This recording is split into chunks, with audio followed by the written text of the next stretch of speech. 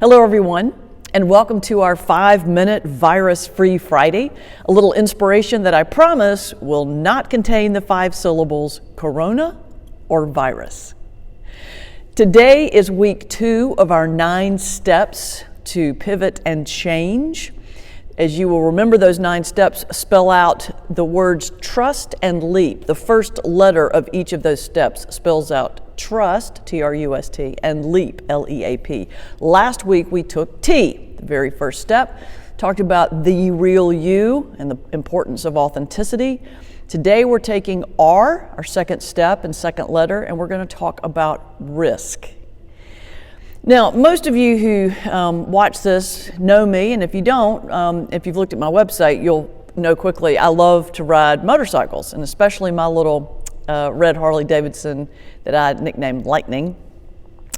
I learned to ride about 15 years ago, and unfortunately, when I learned to ride, I immediately bought a bike that was really too big for me. It was a really big Harley, and I had learned on a tiny little Honda, and because I wasn't used to the weight and the balance, I immediately wrecked it. I mean, slammed into a guardrail and, wait, it gets better, in front of a cop in Stamford, Connecticut. Anyway, he comes over and he looks at me and he goes, I think you should leave the training wheels on a little longer. Which was probably true. The problem is that I was scared to get up again. I couldn't get up. I didn't want to get up. What if I fell again? What if somebody made fun of me? What would people think?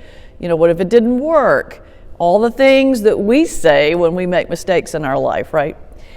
And the only way I could figure out to get back on was to take tiny baby steps, micro steps.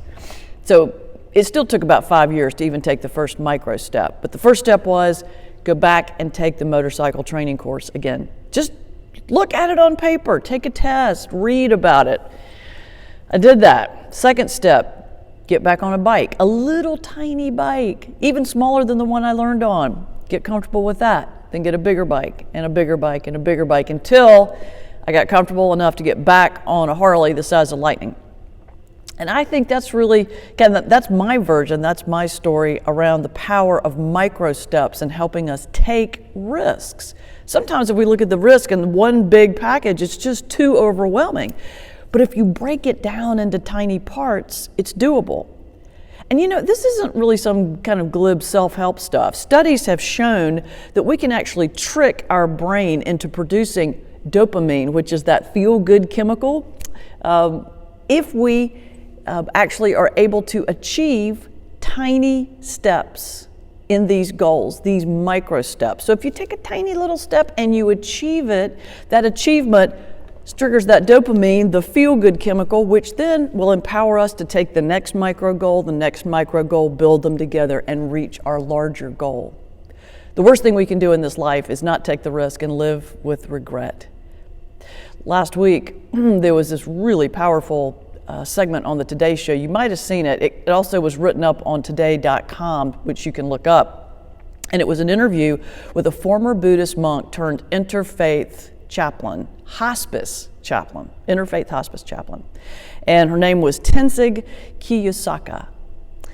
And Tenzing said this. She said in her experience as a hospice chaplain, there were 3 top regrets that she heard over and over on people's deathbeds.